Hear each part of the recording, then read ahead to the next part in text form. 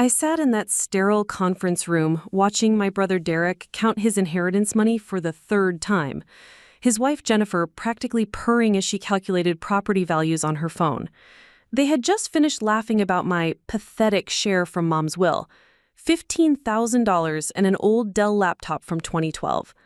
Derek had inherited the family home worth $400,000 plus Mom's business and savings accounts. The lawyer, Mr. Price, had that sympathetic look people get when they think you've been shortchanged by life. But here's the thing they didn't know. I wasn't disappointed. I was trying not to smile. Because while they were busy dividing up what they could see, they had no idea what Mom had really left me. That ancient laptop they were snickering about contained something worth $47 million. Before we jump back in, tell us where you're tuning in from, and if this story touches you, make sure you're subscribed because tomorrow I've saved something extra special for you. The fluorescent lights in Price & Associates hummed overhead, casting everything in that harsh white glow that made everyone look slightly sick. I'd been dreading this moment for 3 weeks, ever since Mom lost her battle with cancer. Not because I was grieving, I'd done most of that watching her fade away in the hospital, but because I knew exactly how this family meeting would go. Derek would get the lion's share, Dad would nod approvingly, and I'd be treated like the family disappointment one more time. Mom had always been different from the rest of them. While Dad and Derek obsessed over traditional markers of success, property ownership, steady employment, keeping up appearances, Mom had this quiet curiosity about technology that nobody else in our family understood. I remembered her staying up late in her home office, the converted garage that Derek always called Mom's computer cave, with that condescending chuckle. She'd installed 3 monitors and had notebooks filled with what looked like random numbers and letters. When I'd ask her about it, she'd just smile and say she was learning about the future. Derek straightened his tie and cleared his throat, the way he always did when he wanted to command attention. At 32, he'd perfected this persona of the successful real estate agent. Everything about him screamed prosperity, from his tailored suit to his Rolex to the way he'd parked his BMW right in front of the building where everyone could see it. Jennifer sat beside him, her blonde hair perfectly styled, wearing a black dress that probably cost more than my rent. She'd been taking notes on her iPad throughout the reading, no doubt planning how they'd redecorate the family home. Dad sat across from me, his weathered hands folded on the mahogany table. At 58, retirement from the factory had been kind to him, but he still carried himself like a man who'd worked with his hands his whole life. He kept glancing at Derek with this expression of paternal pride, like watching your star quarterback son score the winning touchdown. When Mr. Price had read Derek's portion of the inheritance, Dad had actually smiled. When he'd read mine, Dad had just looked embarrassed. Mr. Price shuffled through his papers one more time, his wire-rimmed glasses perched on the end of his nose. He'd been handling estate law in Phoenix for 40 years, and you could tell he'd seen every kind of family drama imaginable. His expression remained professionally neutral, but I caught him glancing at me with what might have been pity. "So that concludes the reading of Linda Chen's last will and testament," Mr. Price said, closing the leather folder. "Derek, you'll need to sign these transfer documents for the property. Maya, your cashier's check and the laptop are here." He slid a manila envelope across the table to me. Derek leaned back in his chair, that satisfied grin spreading across his face. "Well, I guess that settles things. Maya, I hope you understand this isn't personal. Mom just knew who could handle real responsibility." His tone was gentle, but there was an edge underneath. Derek had perfected this art of delivering insults wrapped in concern. Jennifer looked up from her iPad, her glossy lips curved in what was supposed to be a sympathetic smile. $15,000 is still a nice little nest egg, Maya. You could maybe use it for a down payment on a car. Something reliable. The way she said it made it clear she thought my 10-year-old Honda Civic was beneath the family's dignity. I reached for the envelope, feeling the weight of the cashier's check and the surprising heft of the old laptop. Mom had always been sentimental about technology. While everyone else upgraded their devices every 2 years, she kept computers and phones long past their useful life, claiming they still worked perfectly fine. Derek used to tease her about being cheap, but I'd suspected there was more to it. "The laptop's probably worthless," Derek continued, warming to his theme. "I mean, what's a 12-year-old computer going to be worth? Maybe $50 if you're lucky?" He laughed, and Jennifer joined in with her musical giggle. Dad shifted uncomfortably. "Derek, don't rub it in. Your sister's having a hard enough time." But even his defense felt half-hearted, like he agreed with Derek but thought he should say something. I stood up, tucking the envelope under my arm. "Thank you, Mr. Price. I think we're done here." Derek's expression shifted to something almost pitying. "Maya, look, I know this seems unfair, but Mom knew what she was doing. The house needs someone who can maintain it, and the business accounts require someone with financial experience. It's not that she loved you less. She just knew your limitations." There it was. The word Derek had been dancing around my entire life. Limitations. Because I'd chosen computer science over business. Because I worked for a small startup instead of an established corporation. Because I rented a tiny apartment instead of buying property I couldn't afford. Because I'd never married someone who could boost my social status. In Derek's world, my choices weren't just different. They were evidence of fundamental character flaws. Jennifer nodded sympathetically. "Plus, you're still young. You have time to build something for yourself. Derek and I, we have responsibilities. The mortgage, my student loans, planning for kids someday." She said it like their debts were virtues, and my smaller expenses were signs of immaturity. I looked around the room one more time. Mr. Price was already organizing papers, clearly eager to move on to his next appointment. Dad was staring at his hands, probably rehearsing the speech he'd give me later about accepting life's disappointments with grace. Derek and Jennifer were already discussing paint colors for the master bedroom. "You're right," I said quietly. Mom did know what she was doing. Something in my tone made Derek look up sharply, but I was already heading for the door. Preparing and narrating this story took us a lot of time, so if you are enjoying it, subscribe to our channel. It means a lot to us. Now back to the story. Through the reception area, I heard Jennifer's voice behind me, stage whispering to Derek. "Do you think she's okay?" She seemed almost happy. I pushed through the glass doors into the Phoenix heat, the dry air hitting my face like opening an oven. The sun was already brutal at 10 in the morning, promising another day over 100 degrees. I walked to my Honda, parked in the shade of a massive saguaro cactus, and sat in the driver's seat for a moment before starting the engine. They thought Mom had given me scraps, a modest cash gift and obsolete technology. What they didn't understand was that Mom had been preparing for this moment for years. All those late nights in her home office, all those notebooks filled with seemingly random characters, all those conversations about the future that the rest of the family had dismissed as eccentricity. I drove back to my apartment in Old Town Scottsdale, my mind racing with possibilities. The laptop felt heavier than it should have, and I kept glancing at it on the passenger seat. Mom had been fascinated by cryptocurrency since the early days, back when Bitcoin was trading for pennies and most people had never heard of blockchain technology. I'd helped her set up her first digital wallet in 2011, thinking it was just another one of her quirky hobbies. She'd been reading about this new kind of money that didn't require banks or government backing, and her accountant's mind had been intrigued by the mathematical elegance of it all. But then the rest of the family had started making jokes about Mom's monopoly money, and she'd stopped talking about it around them. Derek had actually laughed out loud when she tried to explain blockchain technology at Christmas dinner 2012. "Mom, that's not real money," he'd said with that patronizing tone he'd perfected. "Real money is backed by real things. Real estate, gold, government bonds, not computer code." After that, Mom had kept her crypto interests private. But I'd noticed things. The way she'd perk up when cryptocurrency made the news, how she'd ask me technical questions about wallet security and private keys, always framing them as hypothetical curiosity. The small USB drives she'd started keeping in her jewelry box, claiming they contained backup photos. I pulled into the parking space behind Copper Moon Cafe, where I rented the small apartment upstairs. The coffee shop was busy with the usual morning crowd, remote workers with laptops, retirees reading newspapers, college students fueling up between classes. The barista, Carlos, waved at me through the window. He'd gotten used to seeing me at all hours, coming and going with various pieces of computer equipment. My apartment was small but efficient. One bedroom, a tiny kitchen, and a living room that I'd converted into a home office.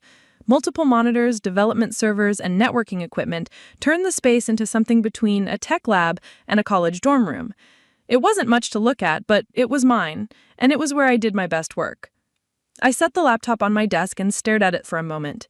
It was a Dell Inspiron from 2012, the kind of mid-range business machine that had been perfectly adequate 12 years ago and was now barely capable of running modern software. The case was scratched and worn, with a few stickers Mom had applied over the years, one from the Phoenix Public Library, another from her favorite Chinese restaurant, a small Bitcoin logo sticker that Derek and Jennifer probably hadn't even noticed. I pressed the power button and waited. The machine wheezed to life, fans spinning loudly as the old hardware struggled with the demands of booting up. The Windows 7 desktop that appeared was exactly what I'd expected: clean, organized, and utterly unremarkable. Mom's background was a photo of our family from my college graduation, back when we'd all still pretended to get along. But I knew Mom better than that. She'd been an accountant for 30 years before opening her small tax preparation business. Everything she did was methodical, documented, and purposeful. If she'd left me this laptop, there was a reason. I started by checking the obvious places. The documents folder contained what you'd expect: tax files, family photos, a few scattered personal letters. The desktop was clean except for a few application shortcuts. But then I noticed something in the corner of the screen that made my pulse quicken. A small application icon I didn't recognize, labeled simply Backup Manager. Double-clicking opened a simple interface that looked like a file synchronization program. But instead of showing typical folders like pictures or music, it displayed a list of cryptic folder names: Genesis, Ethereum, Litecoin, and several others I didn't immediately recognize. Each folder showed a status of synchronized and a timestamp from 3 days before Mom had passed away. My hands were trembling slightly as I clicked on the Genesis folder. It opened to reveal a single text file called keys.txt. I opened it with Notepad, and there, in Mom's careful handwriting that had been converted to digital text, was a Bitcoin private key.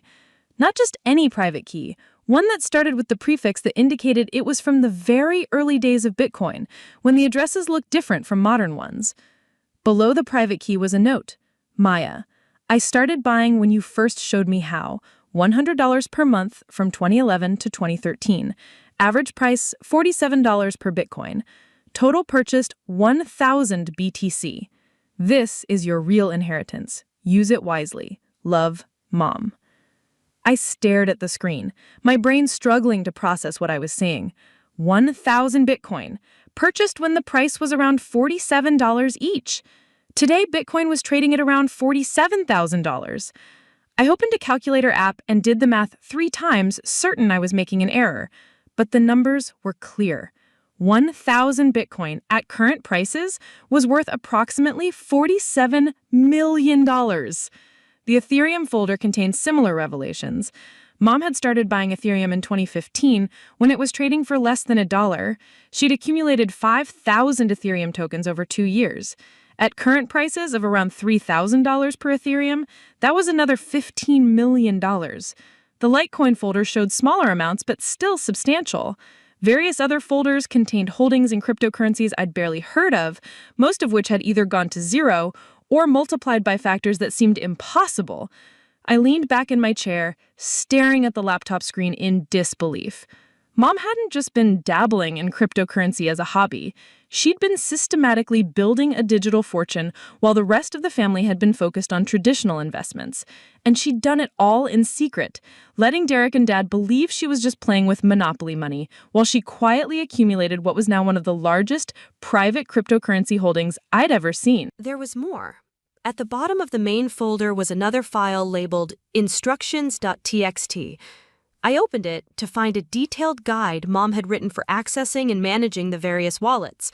She thought of everything: backup recovery phrases stored in multiple locations, security protocols for safely transferring the funds, even tax implications and legal considerations for such a large inheritance.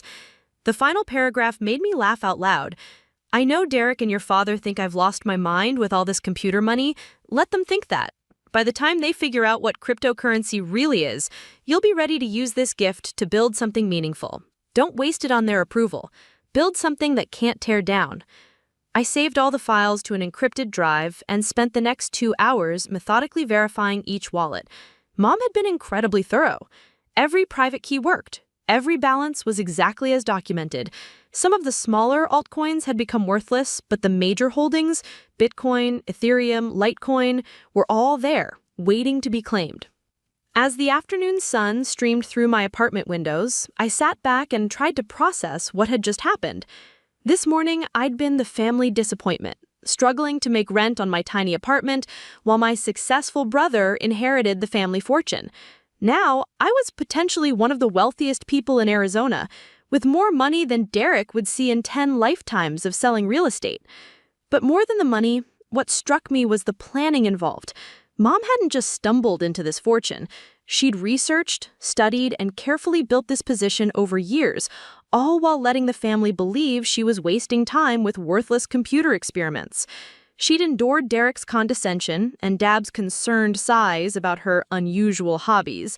She'd let them think she was financially naive while she was actually building generational wealth.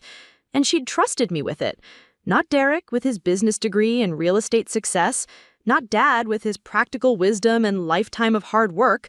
Me, the family disappointment who'd chosen coding over conventional success. I looked at my phone and saw 3 missed calls from Derek and 2 text messages. The first one read, "Maya, I hope you're not upset about the will. Mom loved you, she just knew I could handle the practical stuff." The second one was longer. "Jennifer thinks we should take you out to dinner tonight, help you figure out what to do with your inheritance. There are some good investment options we could discuss." I almost laughed. Derek wanted to help me invest my $15,000. If only he knew. But then I remembered Mom's final note about not wasting the gift on their approval. This wasn't about proving them wrong or showing off. This was about building something meaningful, something they couldn't tear down. I closed the laptop and walked to my kitchen, where I made myself a cup of tea and sat by the window overlooking the street below.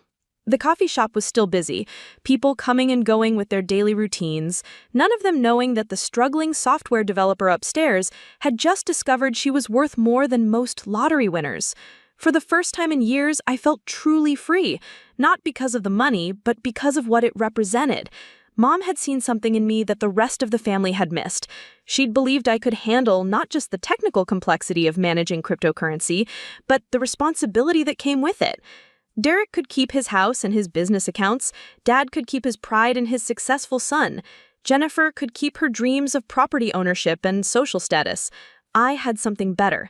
I had Mom's real legacy and the chance to prove that sometimes the family disappointment is actually the one who understands the future.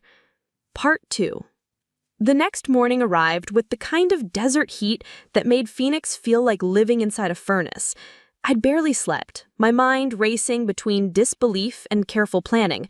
The laptop sat on my nightstand, innocuous as a paperweight, containing enough digital wealth to change everything.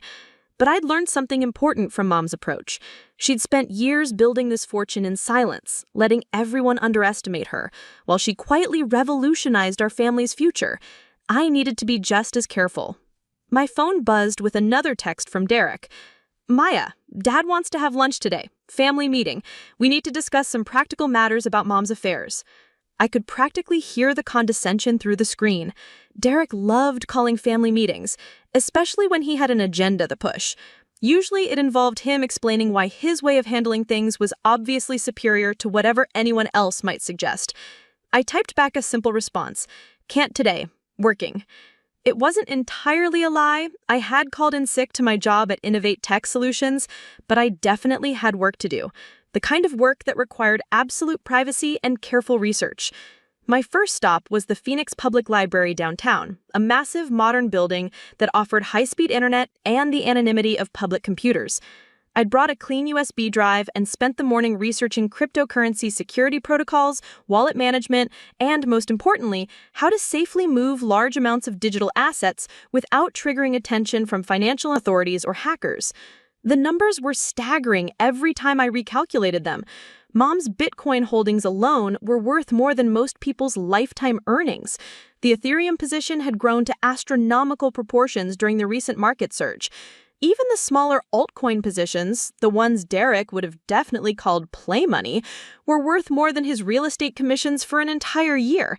But with great wealth came great risks. Cryptocurrency theft was rampant, and moving large amounts required expertise that went beyond my general software development knowledge. I needed help, and I knew exactly who to call. Alex Rodriguez. He'd been my closest colleague during my first job out of college before he'd left to start his own blockchain consulting firm. We'd kept in touch over the years, and I'd watched his business grow as cryptocurrency moved from niche curiosity to mainstream investment. More importantly, Alex understood both the technical and legal complexities of managing significant crypto holdings. I called in from a payphone outside the library, feeling slightly paranoid, but remembering Mom's notes about operational security. We meet somewhere private. Sure, how much are we talking about? A few thousand? 10,000? I paused, watching traffic flow down Central Avenue. More like 47 million. The silence stretched so long I thought the call had dropped. Finally, Alex spoke, his voice carefully controlled. Maya, did you just say $47 million? Give or take a few million, depending on current market prices. Holy shit! Maya, where are you right now? We need to meet immediately, but not at my office. This level of wealth requires serious security protocols. We arranged to meet at a small coffee shop in Tempe, far from both our usual haunts. Alex arrived first, looking more serious than I'd ever seen him. He'd brought a specialized laptop and a small device that looked like a high-tech calculator, but which I recognized as a hardware wallet for cryptocurrency storage. Before we start, Alex said, glancing around the nearly empty cafe, I need you to understand something.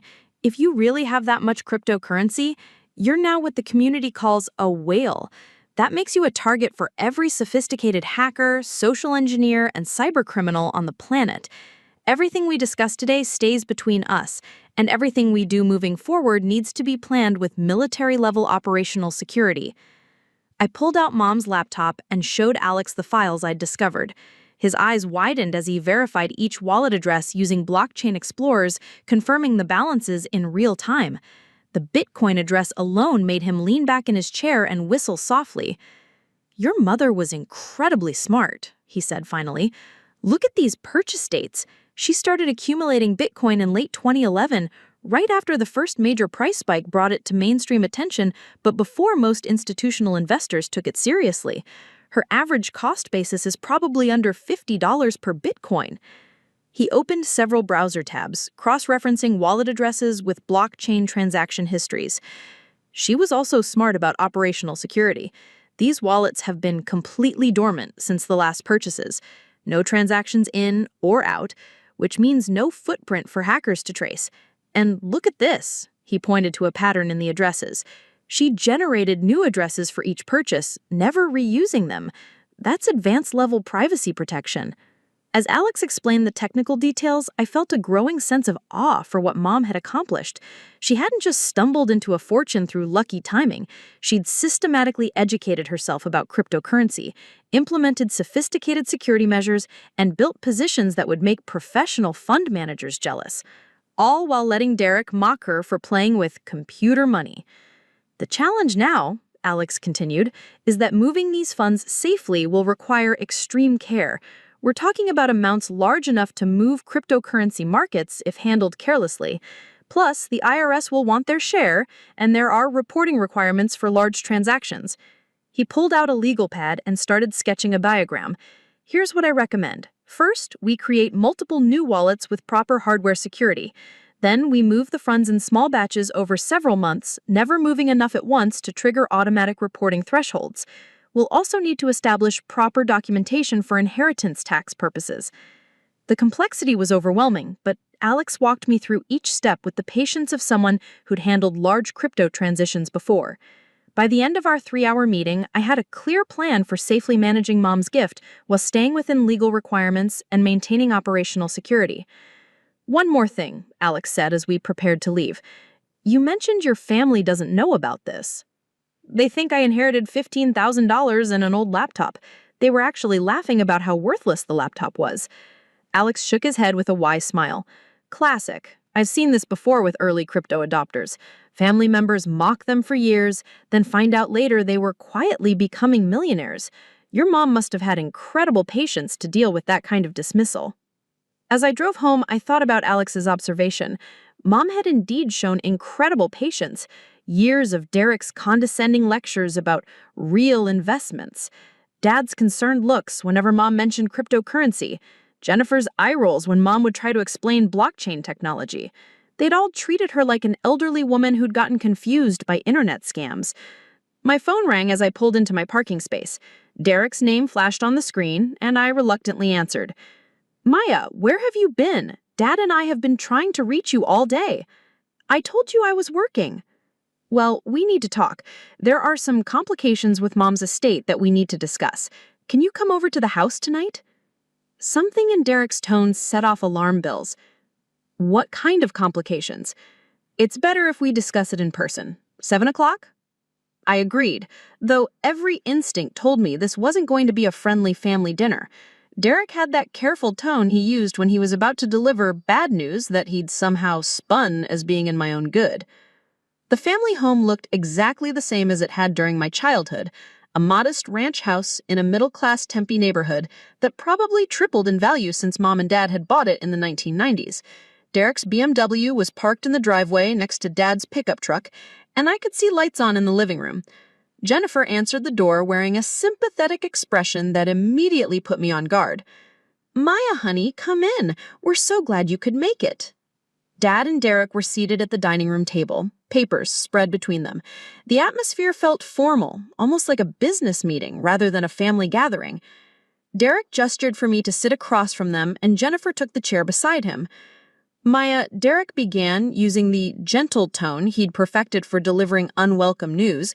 We've discovered some issues with Mom's financial situation that we need to address. He slid a bank statement across the table.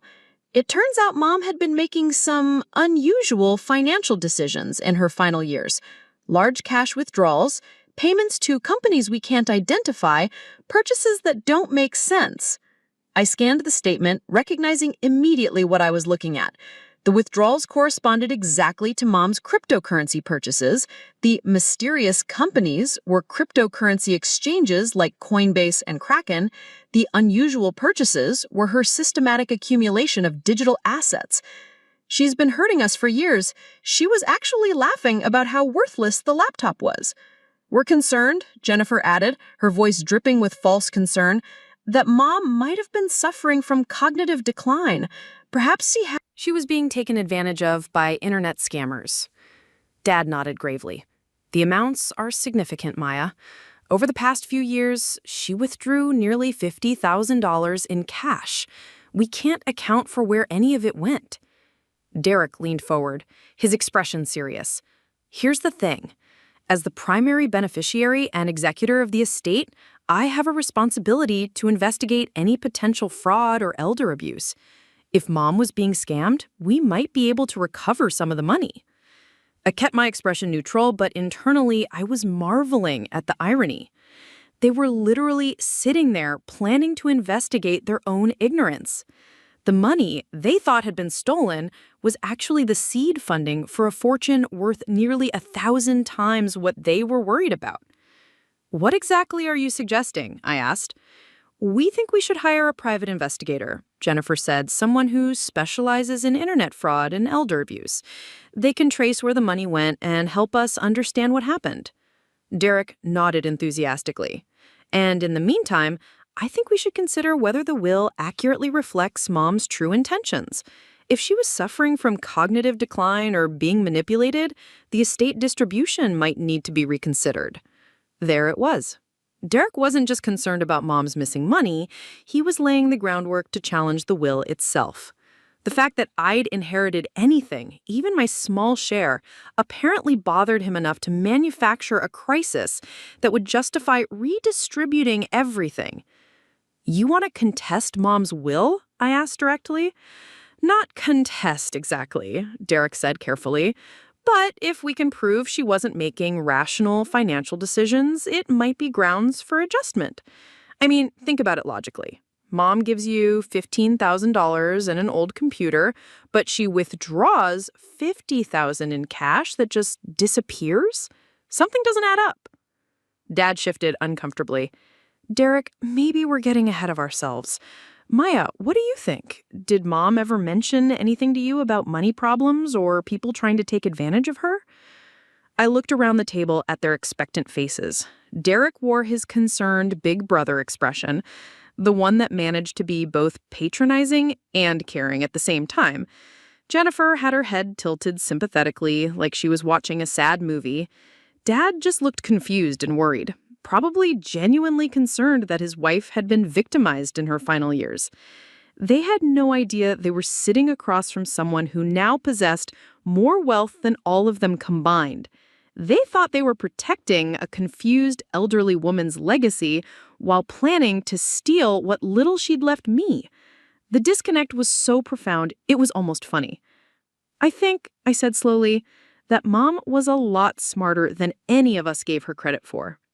Derek's eyes narrowed slightly. What do you mean by that? I mean, she was an accountant for 30 years. She understood money better than anyone in this family. If she made financial decisions that seem unusual to us, maybe it's because we didn't understand what she was doing, not because she was confused. Maya, Jennifer said in that sing-song voice people use with children. We know you want to believe the best about Mom, but the evidence is pretty clear. $50,000 doesn't just vanish unless something bad happened. I stood up, suddenly tired of the entire charade. You're right, something did happen. Mom made investments that you didn't understand, and now you're trying to use your ignorance as evidence of her incompetence. Derek's facade cracked slightly. Maya, I know you're upset about the inheritance distribution, but that doesn't mean you should defend Mom's obvious mistakes. The only mistake, I said, heading for the door, was thinking this family would ever give her the respect she deserved. As I walked to my car, I could hear them talking in urgent whispers through the open window. Derek's voice carried clearly. She's more upset than I thought. This might be easier than we expected. Jennifer's response was quieter but audible. Should we still hire the investigator? Absolutely. And I want to talk to our lawyer about the will contest. If Maya's going to be difficult about this, we need to be prepared. I drove home with a mix of anger and determination coursing through me. They thought I was just upset about being shortchanged. They had no idea that I was sitting on evidence that would not only prove Mom's financial competence, but would completely reverse the family power dynamic. But Mom's final note echoed in my mind. Don't waste the gift on their approval. This wasn't about proving them wrong. It was about building something meaningful. Still, as I sat in my apartment that night, looking at the laptop that contained our family's real fortune, I couldn't help but smile. Derek wanted to investigate Mom's missing money. Jennifer thought Mom had been scammed. Dad worried about elder abuse. Tomorrow, they'd probably hire a private investigator to trace cryptocurrency transactions they didn't understand, looking for evidence of fraud in what was actually the most successful investment strategy in our family's history. Let them investigate. Let them hire lawyers and contest the will. Let them spend their inheritance on a wild goose chase. While they were busy chasing ghosts, I'd be working with Alex to safely convert Mom's digital legacy into something that could change the world. Something they couldn't tear down even if they figured out what they'd missed. The irony was perfect. They thought they were protecting Mom's money from scammers. In reality, they were about to discover that the biggest fortune in the family's history had been hiding in plain sight, sitting in an old laptop they'd literally laughed at. I opened the laptop one more time before bed just to confirm it wasn't all a dream. The wallet balances glowed on the screen, unchanged and very real. $47 million and counting, all because Mom understood the future while everyone else was stuck in the past. Derek could have his house and his traditional investments. I had something better. I had the future itself. Part 3. 3 days later, Derek's private investigator called me directly. His name was Marcus Webb, and he had the gravelly voice of someone who'd spent decades asking uncomfortable questions for money. Miss Chen, I'm working with your brother on investigating some financial irregularities in your mother's accounts. I'd like to schedule a time to interview you about her recent behavior and any unusual activities you might have observed. I agreed to meet him at a neutral location, curious to see how Derek was spinning this investigation. 50s, wearing a rumpled suit and carrying a briefcase that had seen better decades. He ordered coffee and pulled out a yellow legal pad covered with handwritten notes. Your brother is concerned that your mother may have been the victim of a sophisticated online scam. The financial records show a pattern of large cash withdrawals and payments to various internet companies over the past several years. Marcus consulted his notes. Coinbase, Kraken, Binance, several others. These companies claim to deal in something called cryptocurrency, but your brother believes your mother may have been tricked into thinking she was making legitimate investments when she was actually being robbed. I sipped my coffee and watched Marcus flip through his documentation. Derek had clearly briefed him thoroughly, but from a perspective of complete ignorance about what cryptocurrency actually was. To Derek, any internet-based financial transaction was inherently suspicious, especially if it involved concepts he didn't understand. Did your mother ever mention having financial difficulties? Any pressure from creditors or unusual expenses? Marcus asked. No, never. Mom was always careful with money. What about her mental state in recent years? Any signs of confusion, memory problems, difficulty making decisions? I thought about Mom in her final months, weak from cancer treatments, but still sharp as ever.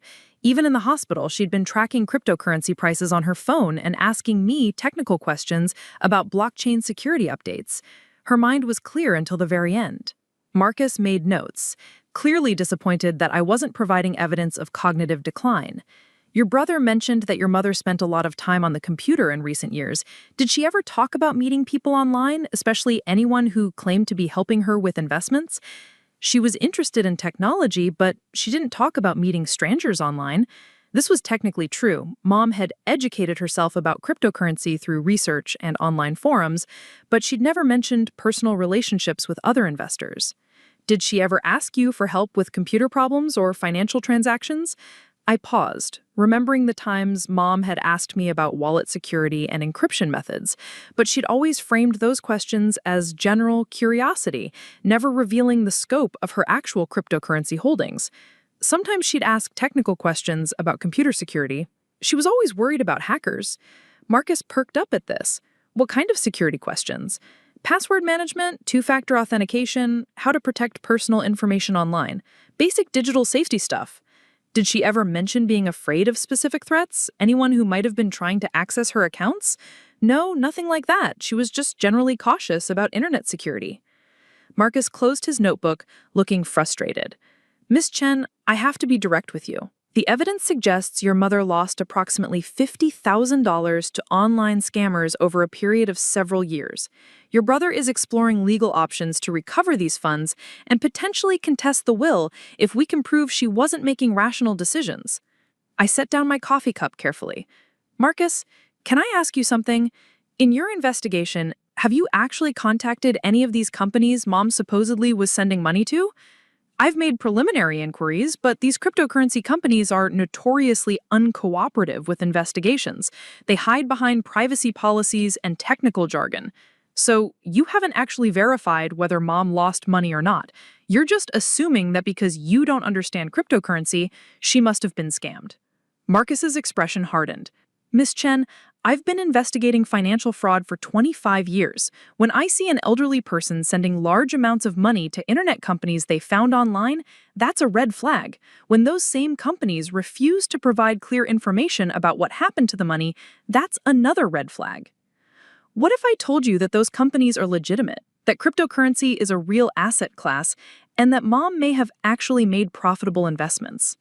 I'd say you're being naive. People your mother's age don't understand technology well enough to navigate these complex online investment schemes without being taken advantage of.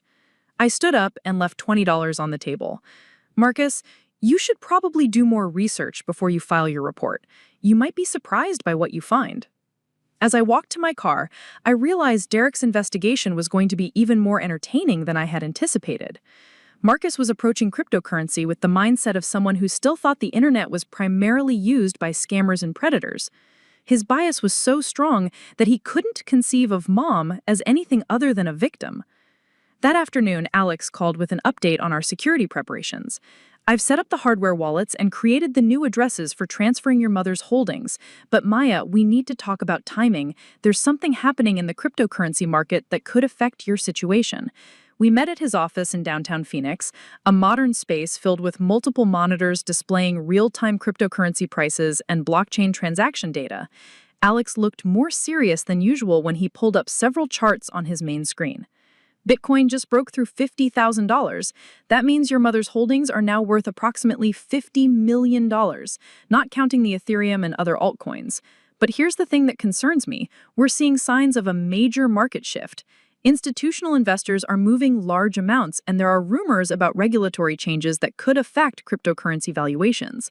He pulled up a technical analysis chart. If we're heading into a major bull run, your inheritance could double or triple in value over the next few months.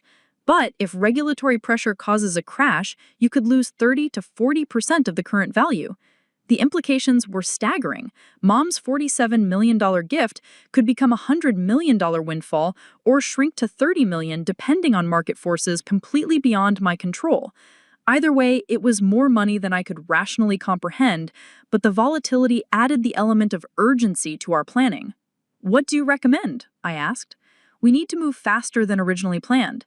Instead of spreading the transfers over several months, I think we should secure the funds within the next few weeks. Once everything is in properly secured hardware wallets under your control, you can decide whether to hold for potential gains or convert some to more stable assets." Alex walked me through an accelerated timeline for accessing Mom's cryptocurrency holdings. The process was more complex than I'd realized, involving multiple steps to verify ownership, generate new secure addresses, and execute transfers without triggering automated fraud detection systems or drawing attention from sophisticated hackers who monitored large transactions.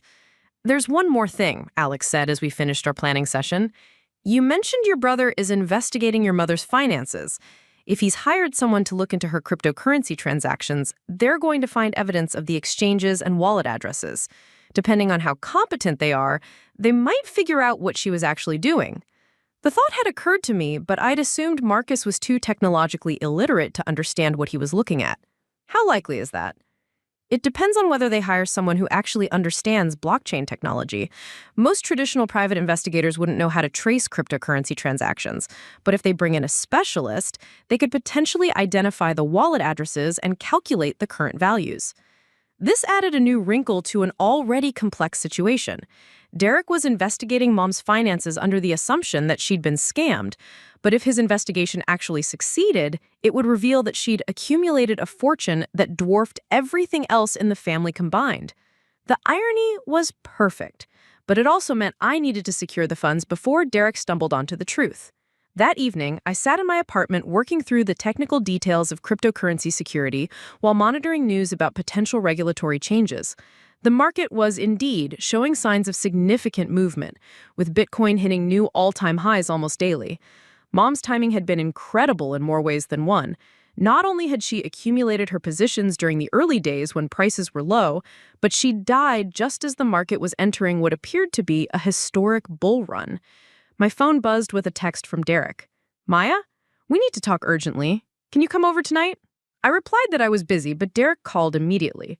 "Maya, this can't wait. Marcus found something important in his investigation. We need to discuss it as a family."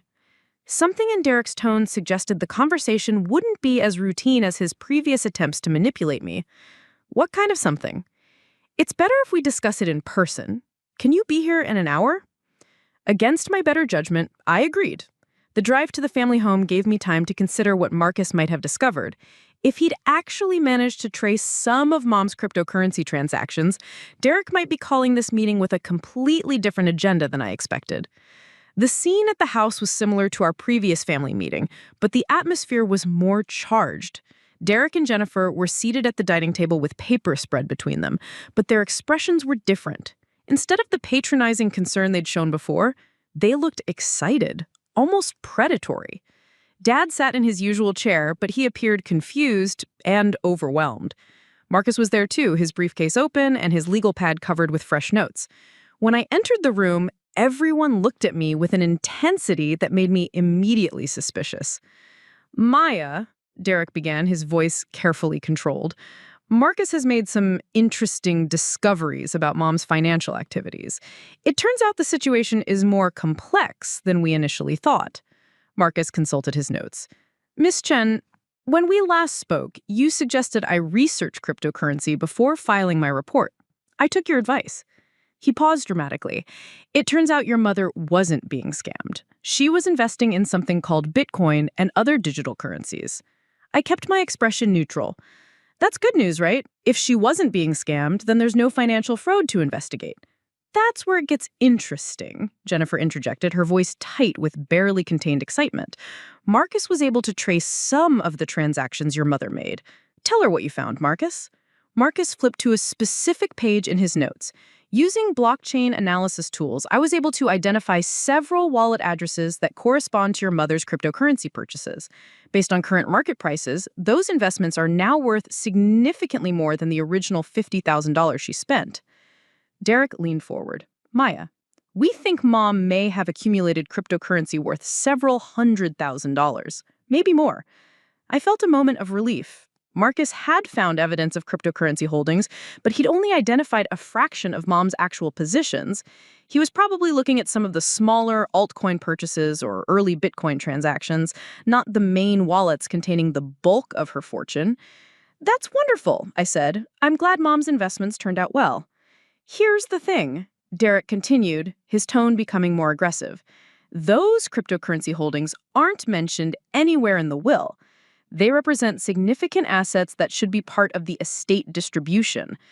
Jennifer nodded enthusiastically. If Mom had cryptocurrency worth hundreds of thousands of dollars, it needs to be divided according to the will's proportions. Derek should get the majority, just like everything else in the family. Dad looked uncomfortable. I don't understand any of this computer money business, but if your mother had valuable assets, shouldn't they be distributed fairly? Marcus cleared his throat. The legal situation is complex. Cryptocurrency holdings can be difficult to locate and access without the proper credentials. However, if we can identify the assets, they would indeed be subject to estate distribution laws. Derek pulled out a folder and slid it across the table to me. Maya, we need your help accessing Mom's cryptocurrency accounts. As her computer expert in the family, you're the most likely person to know how she stored her passwords and account information. I opened the folder to find printouts of blockchain transaction records, wallet addresses, and Marcus's analysis of Mom's cryptocurrency activity. He'd done surprisingly thorough research for someone who'd initially dismissed cryptocurrency as inherently fraudulent. But even his most aggressive estimates of Mom's holdings were off by a factor of more than 100. I don't have access to Mom's cryptocurrency accounts, I said truthfully. If she had digital wallets, she would have kept that information private. Maya, Derek's voice took on a harder edge, we know Mom talked to you about computer security. She trusted you with technical questions. If anyone knows how to access her digital assets, it would be you. Sweetie, we're not trying to take anything away from you. We just want to make sure the estate is distributed fairly. If there are valuable assets that weren't included in the will, everyone should benefit proportionally. The irony was almost overwhelming. They were literally asking me to help them steal the inheritance Mom had specifically left to me. Derek thought he'd discovered a few $100,000 in cryptocurrency that should be divided among the family. He had no idea he was asking me to hand over nearly $50 million that already belonged to me. What exactly are you asking me to do? I said. Marcus answered. We need you to help us locate your mother's cryptocurrency storage devices. Digital wallets are typically stored on computers or special hardware devices. If your mother was as security conscious as you described, she would have kept backup copies of her access credentials. Derek nodded. We've searched the house, but we need someone who understands what to look for. Computer files, USB drives, anything that might contain cryptocurrency wallet information. I realized they wanted me to essentially conduct a treasure hunt for my own inheritance. They thought Mom had hidden cryptocurrency access somewhere in the house, and they needed my technical expertise to find it. If I agreed to help, I'd be in the absurd position of pretending to search for wealth I already possessed. I suppose I could look around, I said slowly, but I can't guarantee I'll find anything. If Mom was really security conscious, she might have hidden information in ways that would be very difficult to locate. Derek's face lit up with satisfaction. That's all we're asking. Just help us do a thorough search. If we find significant cryptocurrency holdings, we'll make sure you get your fair share. My fair share? Derek was promising to give me a portion of my own inheritance if I helped him steal it from me. The situation had moved beyond ironic into the realm of the surreal. When did you want to do this search? I asked. How about this weekend? Jennifer suggested. We could make a day of it. Order pizza, go through Mom's things systematically. Dad nodded slowly. It would be good for all of us to spend time in the house together. Your mother would have wanted the family to work together on something like this. As I drove home that night, I couldn't stop laughing at the absurdity of what had just happened. Derek had hired an investigator to prove Mom was being scammed, only to discover she'd been making profitable investments.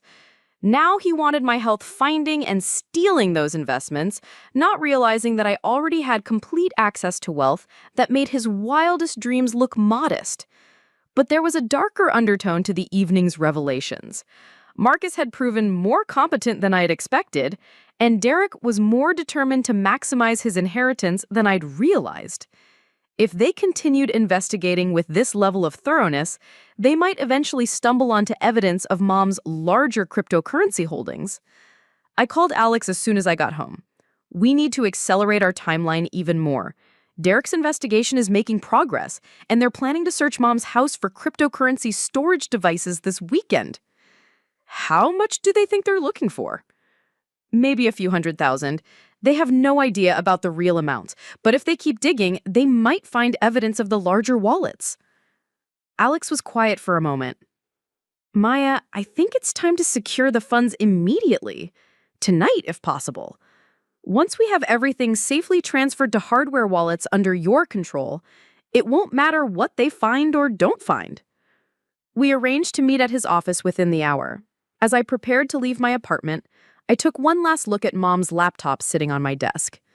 By tomorrow morning, the cryptocurrency fortune it contained would be safely secured in modern hardware wallets, completely beyond Derek's reach. Let him search the house this weekend. Let him hire more investigators and spend his inheritance on legal fees. Let him contest the will and demand forensic accounting of every transaction. While Derek was busy chasing shadows and planning to steal hundreds of thousands of dollars that didn't exist, I'd be sitting on $50 million that very much did exist. The only question now was what to do with it. Part 4, Final. That night, Alex and I worked until 3 a.m. transferring Mom's cryptocurrency holdings to secure hardware wallets. The process was more nerve-wracking than I anticipated. Each transaction represented millions of dollars moving through the blockchain, visible to anyone monitoring large transfers, but protected by cryptographic security that would take centuries to break. Alex had set up multiple hardware wallets, each one looking like a simple USB device, but containing military-grade encryption protecting portions of the inheritance. We moved the funds in carefully calculated amounts, never triggering the automatic reporting thresholds that would alert financial authorities to unusually large transactions. The Bitcoin is secure, Alex announced as the final transaction confirmed on the blockchain. $53 million worth, spread across 12 different hardware wallets. The market had continued climbing even during our transfer process, turning Mom's $47 million fortune into something even larger. The Ethereum transfers took another hour, followed by the smaller altcoin positions that had grown far beyond what Mom could have imagined when she'd made those early investments. By the time we finished, I was holding more than $60 million in cryptocurrency, all stored on devices that looked like ordinary flash drives. Congratulations, Alex said, closing his laptop with obvious relief. You're now officially one of the wealthiest people in Arizona, and your family has absolutely no idea. I drove home as the Phoenix sky began lightening with dawn, the hardware wallet secured in a safety deposit box at a different bank than Derek might think to investigate. The old laptop now contained only empty wallet files and transaction histories. Let him search for cryptocurrency storage devices. He could tear the house apart and hire every investigator in the state. The real treasure was already safely beyond his reach. Saturday morning arrived with Derek calling before 8 a.m. Maya, we're starting the search today. Can you be at the house by 9? I agreed, curious to watch them hunt for wealth that no longer existed in any form they could recognize or access. When I arrived, the family had already assembled in Mom's converted garage office. Derek had brought a banker's box in latex gloves, approaching the search with the methodical thoroughness of someone convinced he was about to discover hidden treasure. Jennifer was photographing everything with her phone, creating a detailed record of their search process. Dad sat in Mom's old office chair, looking overwhelmed by the technology surrounding him. Marcus was there too, consulting a printed list of what to look for in cryptocurrency storage. "Maya, thank God you're here," Derek said, pulling on his gloves. "We need someone who understands what all this computer equipment actually does." Mom's office was exactly as she'd left it. 3 monitors arranged around her desk, multiple external hard drives, filing cabinets filled with printed technical documentation, and shelves lined with computer books spanning decades of technological evolution. To Derek and Jennifer, it probably looked like the lair of someone obsessed with incomprehensible technology. To me, it looked like the workshop of someone who'd educated herself about the future while everyone else remained stuck in the past. "Where should we start?" Jennifer asked, filming as Derek opened the first filing cabinet. Marcus consulted his notes. "Cryptocurrency storage typically involves either digital files on computers or physical devices like USB drives. We should look for anything that might contain wallet software or backup codes." I watched them systematically search through Mom's belongings, looking for evidence of wealth they'd never understand.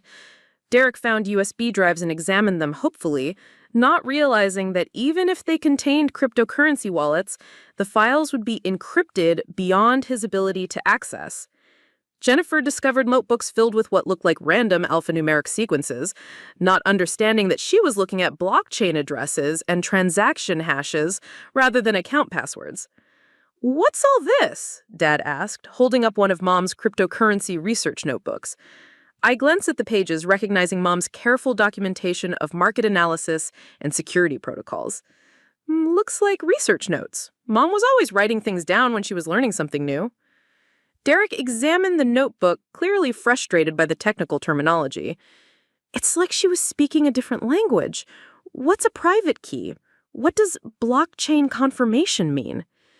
"Computer stuff," I said dismissively. Mom liked to understand how technology worked. Marcus had brought a laptop and was attempting to access Mom's old computer files. The desktop machine booted up slowly, revealing the same organized file structure I'd already explored on the laptop.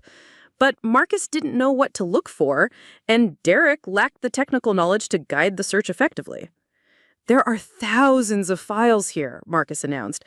"Financial records, tax documents, family photos. I'm not seeing anything that obviously relates to cryptocurrency storage." Jennifer discovered a small fireproof safe in the closet, and Derek's excitement was palpable as Marcus worked to open it. Inside were important documents like Mom's birth certificate, passport, and some jewelry, but nothing that resembled cryptocurrency storage devices. "This is frustrating," Derek said after 2 hours of searching. "We know she had cryptocurrency accounts, but we can't find any way to access them." I suggested they check with the major cryptocurrency exchanges to see if Mom had left any assets in online accounts rather than offline storage. This sent Derek and Marcus down a rabbit hole of contacting customer service representatives who couldn't provide account information without proper legal documentation of death and estate authority. As the day progressed, their search became increasingly desperate. Derek was convinced that hundreds of thousands of dollars in cryptocurrency was hidden somewhere in the house, just beyond their ability to locate it. They moved furniture, checked inside old electronics, and even examined Mom's jewelry for hidden USB devices. "Maya," Derek said during a lunch break, his frustration evident, "you're sure Mom never mentioned anything about cryptocurrency passwords or storage locations?" "Derek, I've told you everything I know. If Mom had digital assets, she kept that information private." Jennifer looked up from her phone, where she'd been researching cryptocurrency recovery services.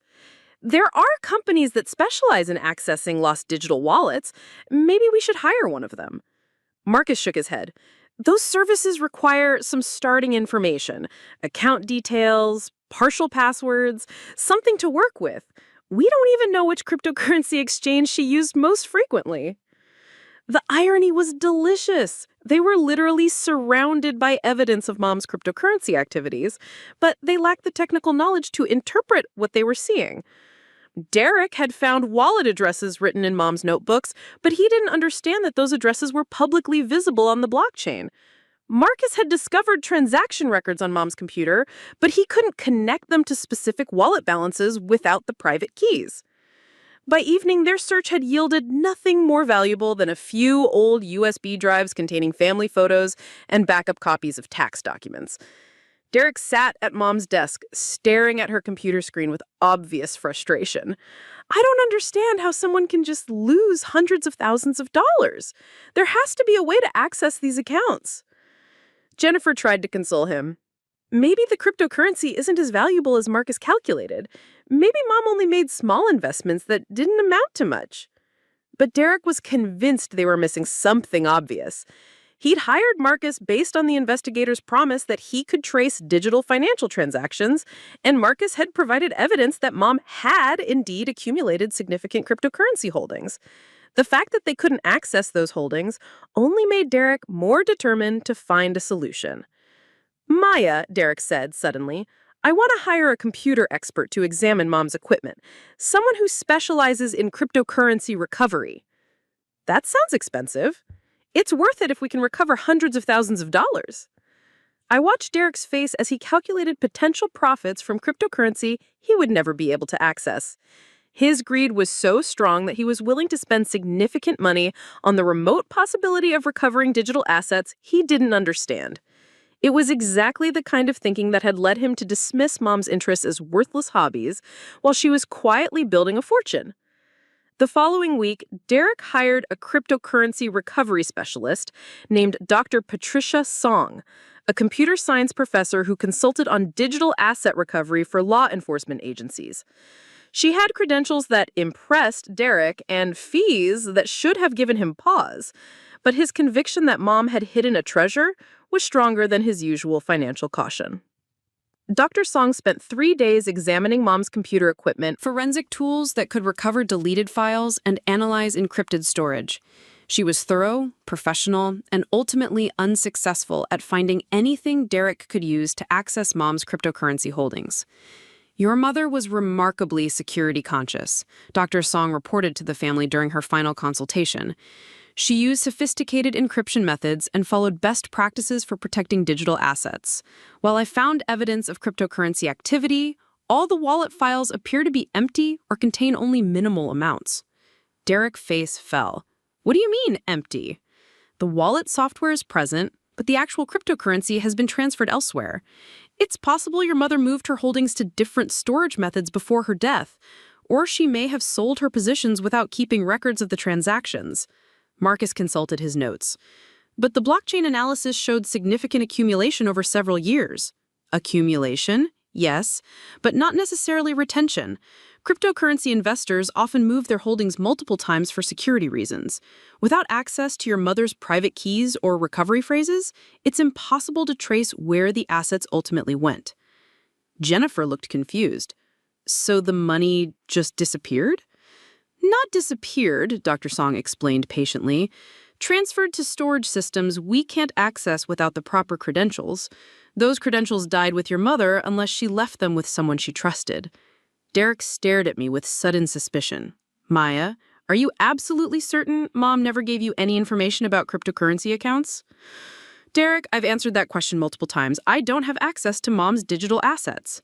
Dr. Song packed up her equipment, leaving Derek with a substantial consulting bill and no additional access to the cryptocurrency fortune he was convinced existed.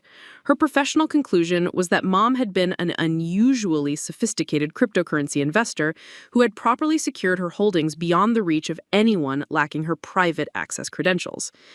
Over the following months, Derek's obsession with Mom's missing cryptocurrency gradually faded as other priorities took precedence.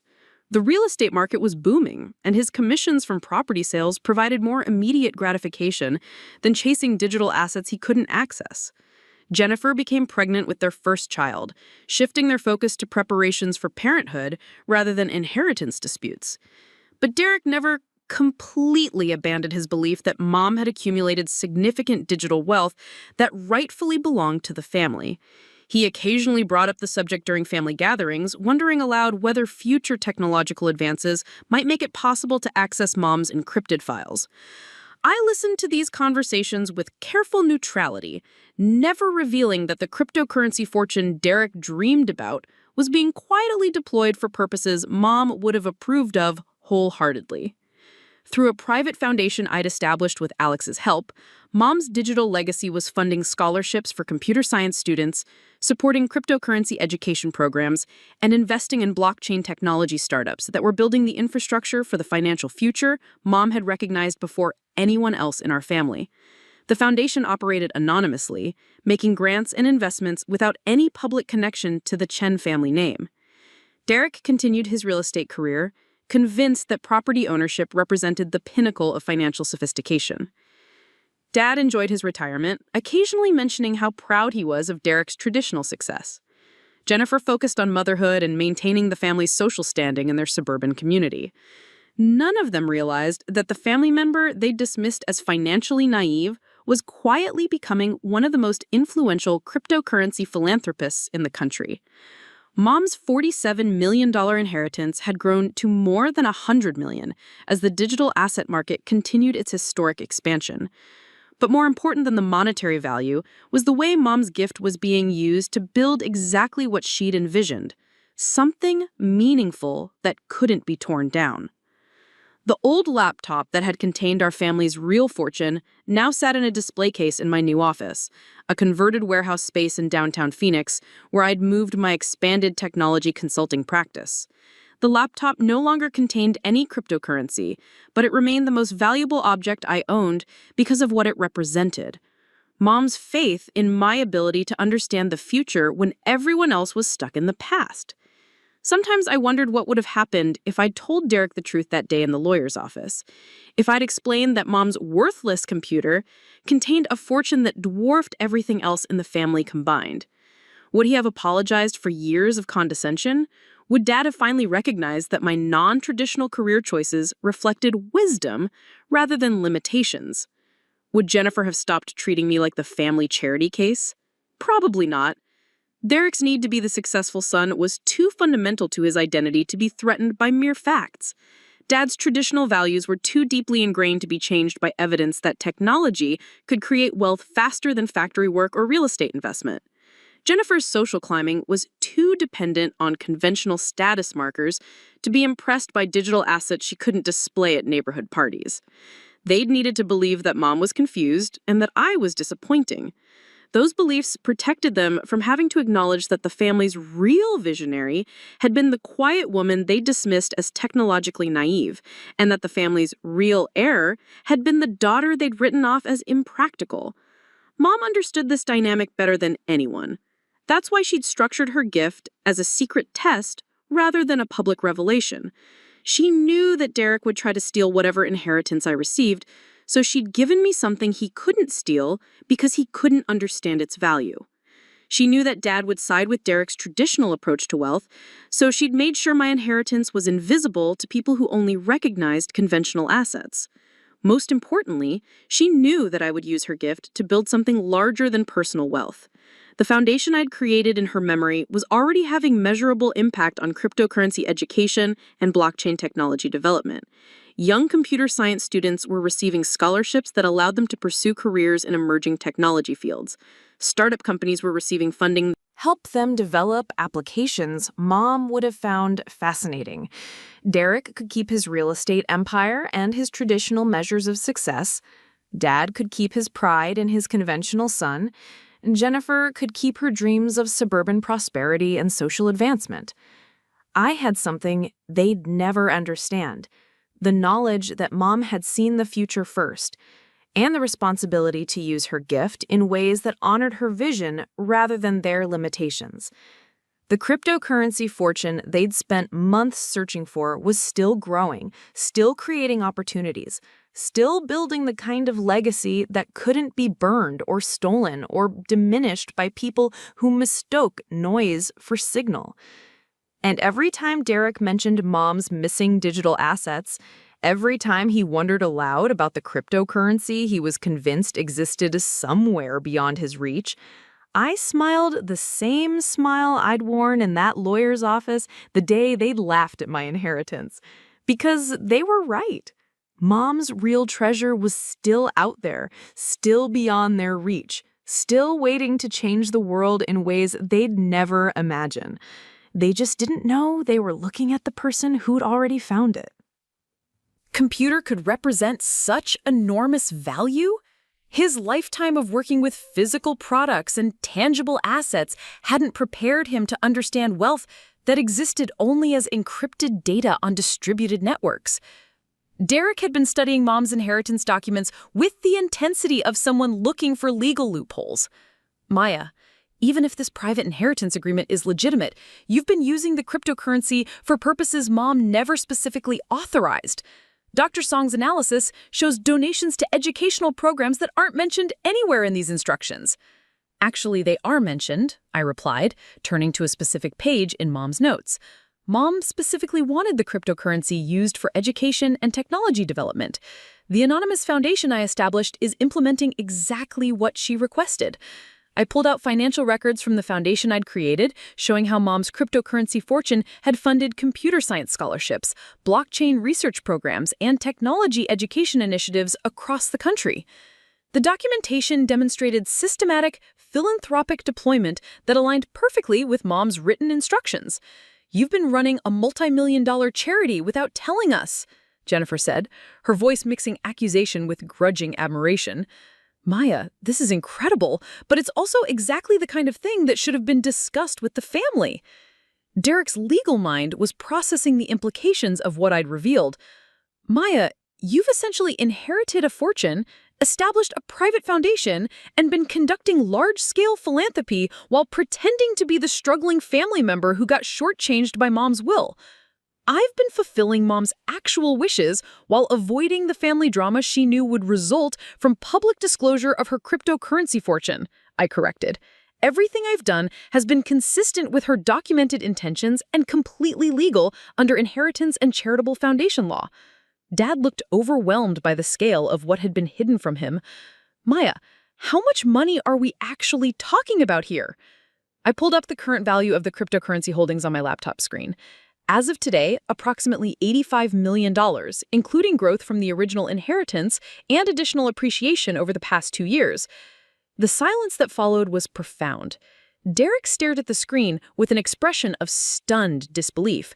Jennifer's mouth opened and closed without producing words. Dad leaned back in his chair as if the number had physically impacted him. $85 million, Derek finally repeated.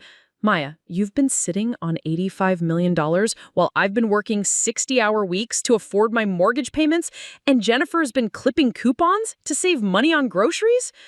The resentment in his voice was exactly what Mom had anticipated and tried to prevent. Derek couldn't conceptualize Mom's cryptocurrency inheritance as anything other than wealth that should have been shared according to traditional family expectations, regardless of her specific intentions or his ability to manage digital assets responsibly. "Derek, what would you have done with cryptocurrency worth $85 million? I asked. "Would you have understood the technology well enough to secure it properly? Would you have known how to manage the tax implications of such large digital asset holdings? Would you have used it for the educational philanthropy Mom specifically requested?" Derek's face darkened with anger. "I would have hired experts to help me understand it, just like I hired Dr. Song to investigate Mom's investments. Maya, you're not the only person in this family capable of learning new things or managing complex financial assets." Jennifer nodded vigorously. "Maya, you've basically stolen our opportunity to participate in Mom's real legacy. Maybe we wouldn't have managed the cryptocurrency exactly the way you did, but we deserved the chance to try." I realized the conversation had reached the point where rational discussion was impossible. Derek and Jennifer had spent 2 years believing they'd received their fair share of Mom's estate, only to discover that the family member they'd considered least successful had actually inherited a fortune that made their traditional assets look insignificant. "What do you want from me now?" I asked directly. Derek pulled out the legal consultation documents he'd brought to the meeting. "I want you to agree to redistribute Mom's cryptocurrency according to the proportions established in her regular will. I should receive the majority share, Dad should get a significant portion, and you should keep an appropriate amount based on what Mom originally left you.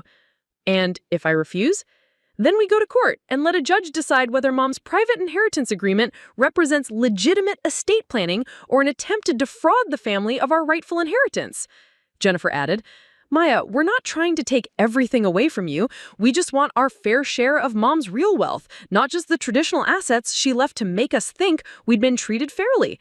I looked around the room one final time, weighing my options. Derek's legal position was stronger than I'd hoped, and his determination to challenge the inheritance was unshakable. Dad seemed genuinely hurt that Mom had kept such a significant secret from him. Jennifer was clearly calculating how much additional wealth might be available if they succeeded in overturning Mom's cryptocurrency distribution.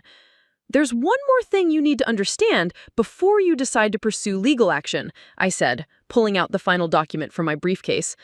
Mom anticipated that someone in the family might challenge her cryptocurrency inheritance plan.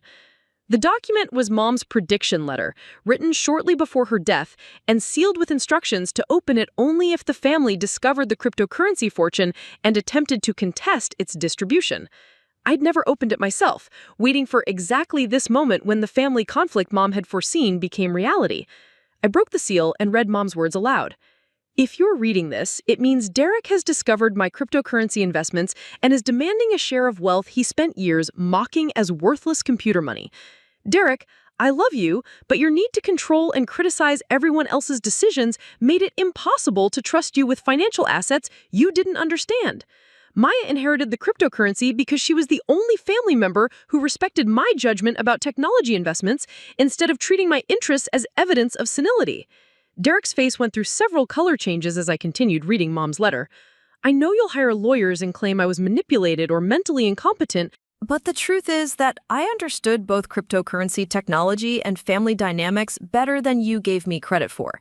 Maya has my complete trust to use this inheritance for purposes that honor my values and contribute to a better future, something I could never rely on you to prioritize over your own ego and material desires. The letter concluded with specific legal instructions that Mom had arranged with her cryptocurrency attorneys, including documentation that would make challenging her inheritance decisions extremely difficult and expensive, regardless of Derek's determination to pursue litigation. Dad was the first to speak after I finished reading. Your mother really wrote that? She wrote it 6 months before she died, Dad. She knew exactly what would happen if Derek discovered the cryptocurrency, and she wanted to explain her reasoning in her own words. Derek stood up abruptly, his face flushed with anger and humiliation. Maya, I don't care what legal tricks Mom arranged or what insulting letters she left behind. $85 million is too much wealth for one person to control without family oversight. And I'm going to fight your monopolization of Mom's fortune regardless of what it costs. Jennifer gathered their documents with obvious frustration. Maya, you've turned this family meeting into an ambush. We came here expecting honest discussion about shared inheritance, and instead you've revealed that you've been deceiving us about wealth that changes everything. I closed my briefcase and stood to leave. Derek, Jennifer, you can pursue whatever legal action you think is appropriate.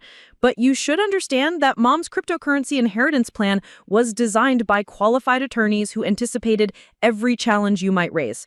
You'll spend enormous amounts on legal fees fighting a case you're unlikely to win, and in the process, you'll validate every reason Mom had for not trusting you with her digital assets. As I walked toward the door, Dad called after me, Maya, wait, I need to ask you something. I turned back to see him looking older and more confused than I'd ever seen him. Did your mother really think I couldn't be trusted with her computer money? The question broke my heart because it revealed how Mom's necessary secrecy had wounded the one family member who'd never tried to manipulate or control her decisions. Dad's confusion about cryptocurrency technology wasn't evidence of incapacity. It was simply generational unfamiliarity with digital concepts that hadn't existed during his working years. Dad, Mom loved you completely, but she knew you didn't understand technology well enough to manage cryptocurrency safely. She left you the house and traditional assets because those represented wealth you could appreciate and use comfortably. I paused, considering how much truth Dad could handle.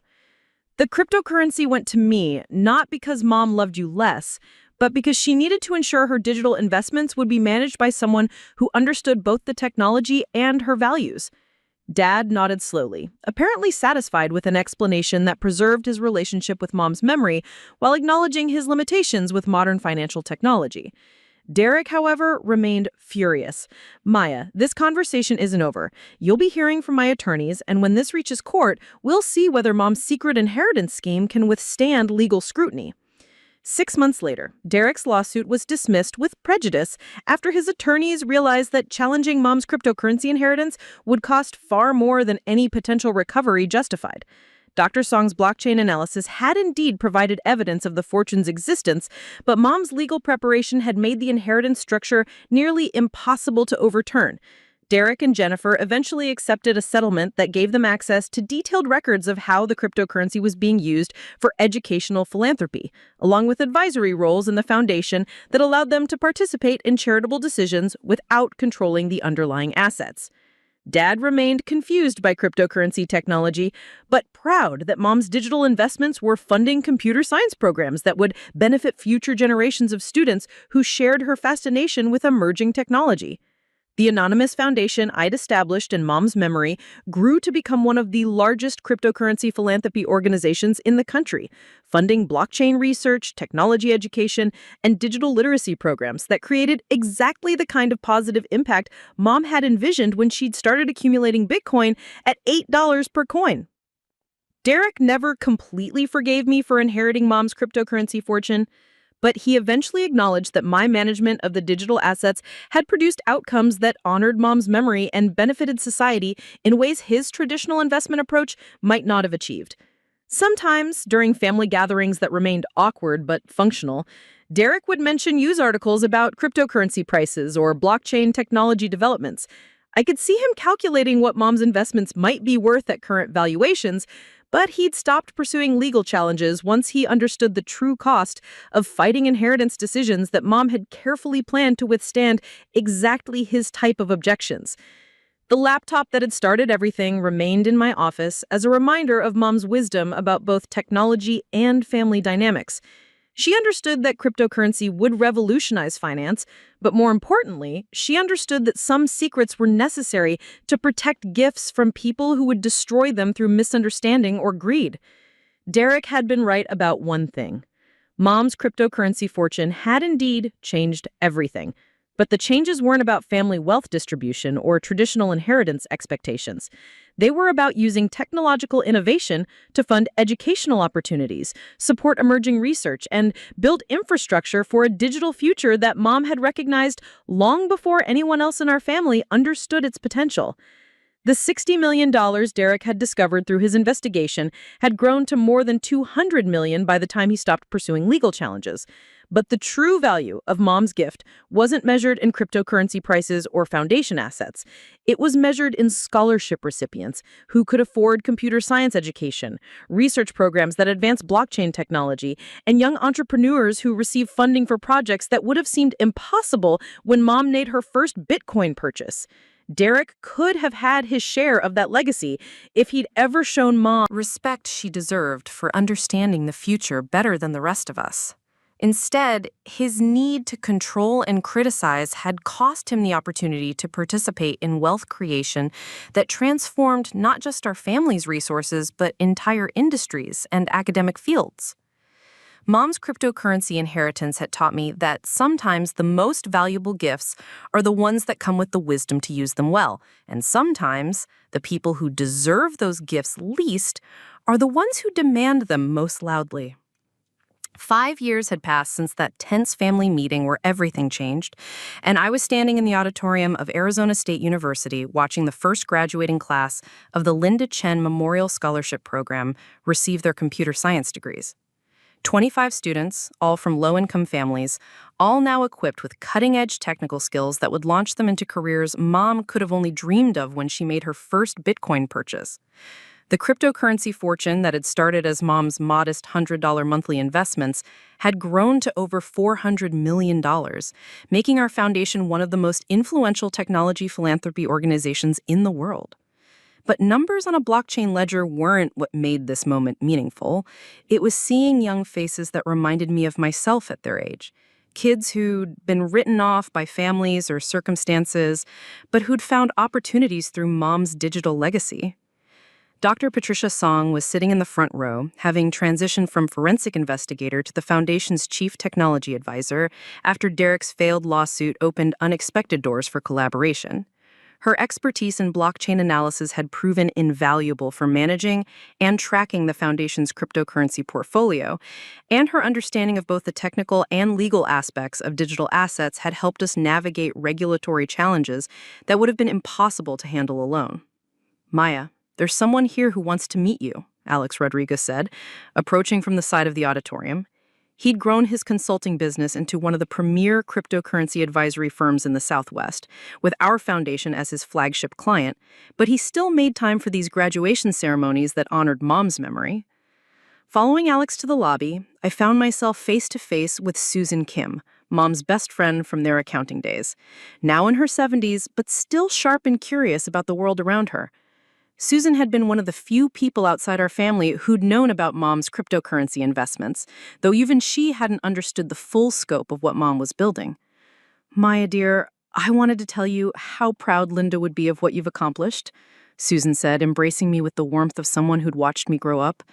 "Your mother used to talk about you constantly in those final months. She was so excited about the foundation she was planning, but worried about whether you'd be strong enough to handle the family pressure that would come with it." Susan pulled out a worn envelope from her purse. "Linda gave me this shortly before she passed away, with instructions to give it to you only when the foundation had achieved something significant. I think today qualifies." The envelope was addressed in Mom's handwriting. "For Maya, when she's ready to understand why it all mattered."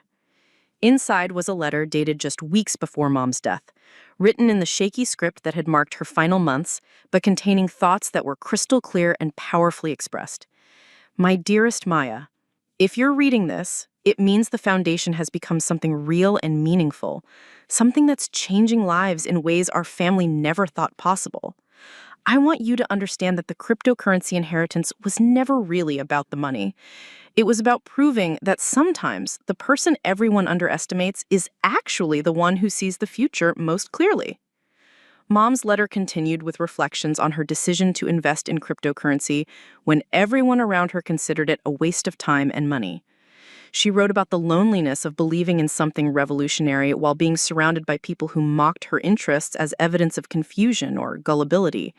But she also wrote about the satisfaction of watching her investments grow while knowing they would someday fund opportunities for young people who shared her fascination with emerging technology. "Derek and your father love me, but they never respected my judgment about anything that mattered to me. They treated my curiosity about technology like a charming eccentricity, rather than recognizing it as the foundation for wealth creation that would transform our family's legacy. You were the only one who asked questions about what I was learning, instead of making jokes about my computer hobby." Mom's letter concluded with instructions I'd never seen before. Guidance about long-term management of the cryptocurrency portfolio that revealed Mom had been planning even further ahead than I'd realized. She'd anticipated not just the family conflicts that would arise from her inheritance decisions, but also the regulatory changes, market evolution, and technological developments that would affect cryptocurrency values over decades. "Your foundation you'll create will outlive all of us. But more importantly, it will prove that investing in human potential through education and technology development produces returns that can't be measured in dollars." Derek will never understand this because he thinks wealth is something you acquire and display. You understand that wealth is something you use to build a better world. Was incredibly strategic about everything. Even her decision to let Derek inherit the house and traditional assets was calculated to give him wealth he could understand and manage successfully, while reserving the cryptocurrency for someone who would treat it as a tool for social impact rather than personal enrichment. The graduation ceremony was ending, and families were gathering on the campus lawn for photographs and celebrations. I watched parents embracing children who'd achieved educational goals that might not have been possible without scholarship support. And I understood what Mom had meant about returns that couldn't be measured in dollars. Derek's voice interrupted my reflection. "Maya, there you are. Jennifer and I wanted to congratulate you on another successful graduation class." I turned to see Derek and Jennifer approaching with their 2 young children, a boy and girl who are now old enough to understand that their aunt managed a foundation that funded educational programs. Derek's relationship with me had evolved from bitter legal opposition to grudging professional respect, though I could tell he still struggled with the reality of Mom's inheritance decisions. "The numbers are impressive," Derek continued, his real estate agent's mind automatically calculating the financial scope of what we'd accomplished. $400 million in managed assets, over 3,000 scholarship recipients, funding for dozens of research programs. Mom certainly knew how to pick investments. Jennifer smiled with what appeared to be genuine warmth, though I detected the slight edge that remained from our family conflicts. "Maya, the kids have been asking about Grandma Linda's computer money and how it helps other children go to college. It's actually a wonderful legacy story for them to understand." Derek and Jennifer's children had become beneficiaries of Mom's technological foresight in ways their parents were only beginning to appreciate. The foundation funded not just university scholarships, but also K-12 technology education programs that were already influencing how their son and daughter learned about science and mathematics. "Uncle Maya," Derek's 6-year-old daughter asked with the directness that only children can manage, "why did Grandma Linda give you all the computer money instead of giving some to Daddy?" The question hung in the air with an innocence that cut straight through years of family complexity to the essential issue that had driven all our conflicts. Derek's expression suggested he was curious about how I would explain Mom's inheritance decisions to a child who didn't understand adult resentments and financial competition. "Your Grandma Linda gave the computer money to the person she thought would use it best to help other people," I said carefully. "Sometimes grown-ups have different ideas about what's most important, and Grandma Linda wanted to make sure the money would be used for education and helping children like you learn about technology." Derek's son, who was 8 and increasingly interested in computers, had been following the conversation with obvious fascination. "Dad, why didn't you want to help other kids with Grandma Linda's money?" Derek's face went through several expressions as he struggled to explain his legal challenges to the inheritance without admitting that his motivations had primarily been financial rather than philanthropic. "I wanted to make sure the money was being used properly," he finally said. "Sometimes families need to work together to make big decisions about important things." "But Uncle Maya is using it to help lots of kids go to school," his daughter pointed out with unanswerable logic. "That seems like a good way to use money." Jennifer intervened before Derek could dig himself deeper into a conversation that was highlighting the weakness of his position.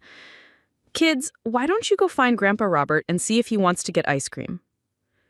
As Derek's children ran off to find Dad, who was somewhere in the crowd of graduation families, Derek and I found ourselves alone for the first time in months. The annual graduation ceremonies had become neutral ground where we could interact professionally without revisiting old grievances. But there were still undercurrents of unresolved tension. "Maya, I need to ask you something that's been bothering me. Do you think Mom specifically designed her inheritance plan to punish me for not taking her computer interests seriously?" The question revealed a vulnerability I'd rarely seen from Derek. An acknowledgement that Mom's decisions might have been responses to his behavior rather than arbitrary preferences for me over him. It was the closest thing to genuine self-reflection I'd ever heard from my brother. "Derek, I think Mom designed her inheritance plan to ensure her wealth would be used in ways that matched her values and vision for the future. Your punishment, if you want to call it that, was missing the opportunity to participate in something meaningful because you couldn't respect her judgment about things you didn't understand." Derek was quiet for a moment, watching families celebrate around us. "I've been thinking about that a lot lately, about how dismissive I was when Mom tried to explain cryptocurrency to us. I thought I was protecting her from internet scams, but I was actually protecting my own ego from having to admit she understood something I didn't." Jennifer rejoined us with a thoughtful expression. "Derek's been doing a lot of soul-searching since the kids started asking questions about the foundation. It's hard to explain to children why their father fought against using money to help other kids get education." "I'm not proud of how I handled the inheritance situation," Derek admitted.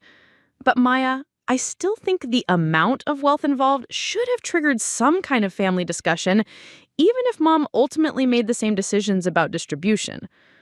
Derek, what kind of family discussion would have been productive when your starting position was that mom's cryptocurrency investments were evidence of mental decline? I asked. How could mom trust you with information about digital assets when you'd spent years mocking her interest in technology as a sign of confusion? Derek's discomfort with the question was obvious, but he didn't try to defend his past attitudes. I suppose I created a situation where mom felt she couldn't be honest with me about her financial planning. That's on me, not on her. The admission represented more growth than I'd seen from Derek in our entire adult relationship. His legal challenges to mom's inheritance had ultimately forced him to confront not just the reality of cryptocurrency as a legitimate asset class, but also his own role in creating family dynamics that made open communication impossible. Jennifer looked between us with a thoughtful expression. The expression of someone trying to navigate complex family relationships on behalf of her children. Maya, the kids are going to inherit a world where cryptocurrency and blockchain technology are normal parts of the economy. Derek and I want to make sure they understand both the opportunities and the responsibilities that come with that kind of technological change.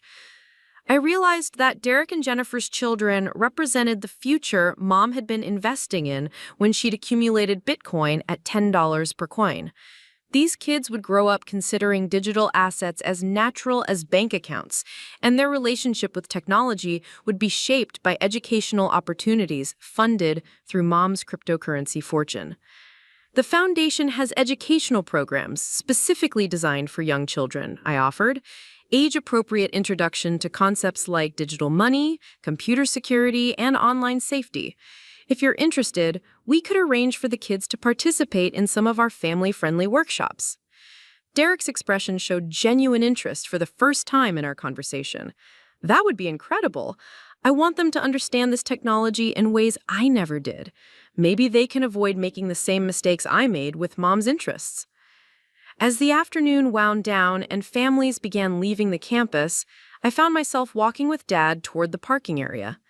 He'd been quieter than usual during the graduation ceremony, but his pride in what the foundation had accomplished was evident in the way he'd spoken with scholarship recipients and their families. "Maya, there's something I need to tell you," Dad said as we reached his truck. "I've been meeting with a financial advisor about updating my own estate planning, and I want to make sure I don't repeat the mistakes your mother and I made with family communication." Dad pulled out a folder from his truck and handed it to me. "I don't have cryptocurrency or anything complicated like that, but I have some savings and the life insurance from my factory job.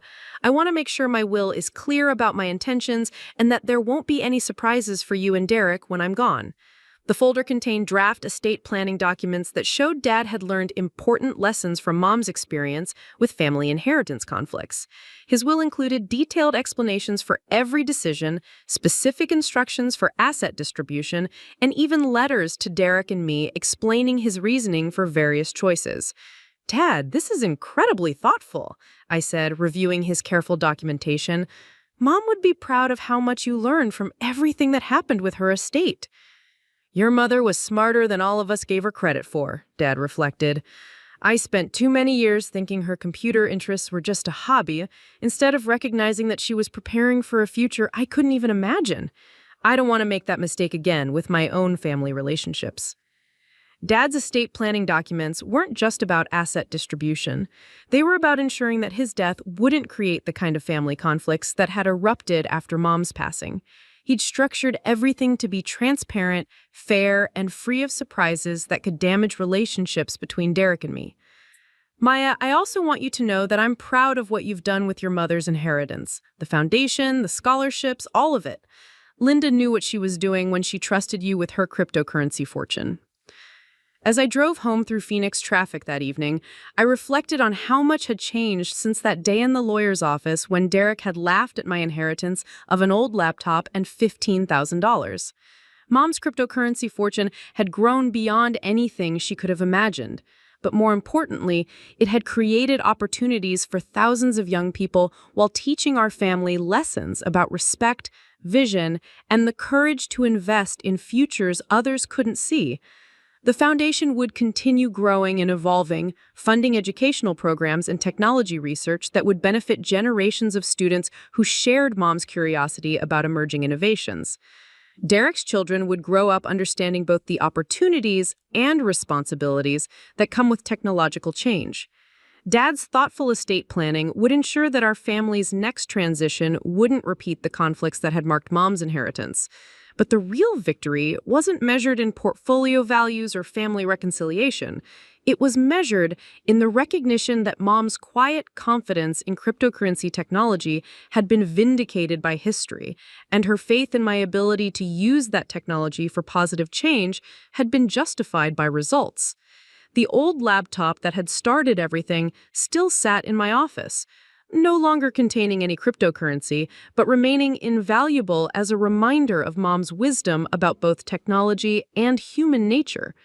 She'd understood that the future would be built by people who could see beyond conventional limitations, and she'd positioned our family to participate in that future through investments that others had dismissed as worthless. Derek had been right about one thing. Mom's cryptocurrency inheritance had indeed changed everything. But the changes had been exactly what Mom intended, and exactly what our family needed, whether we'd been wise enough to recognize it at the time or not. Up next, you've got two more standout stories right on your screen. If this one hit the mark, you won't want to pass these up. Just click and check them out.